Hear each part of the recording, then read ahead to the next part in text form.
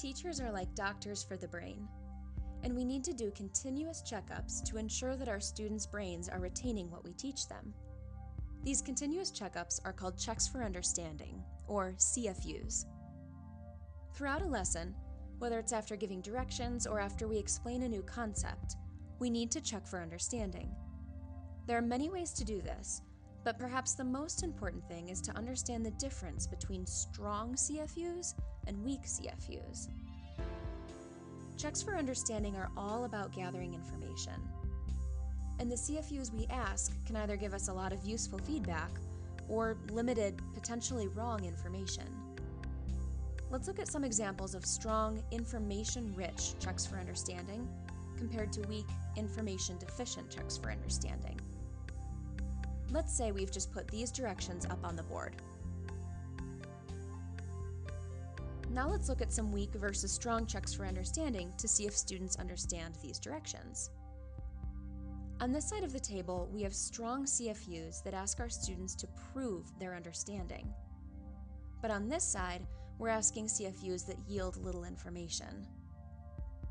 When we compare the two sides, the left table, the one where we are expecting our students to prove their understanding, yields high-quality information. We can take students' answers based on these questions and determine if they truly understand.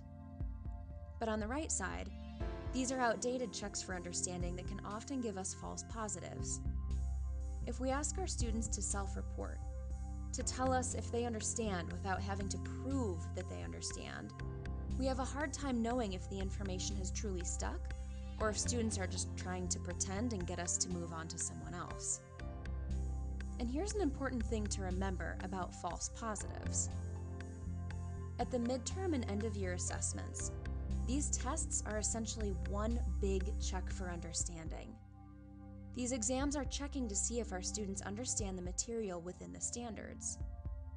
So, the more rigorous we are with our own checks for understanding, the more we ask our students to prove their understanding, the better prepared they'll be when asked to later demonstrate their knowledge.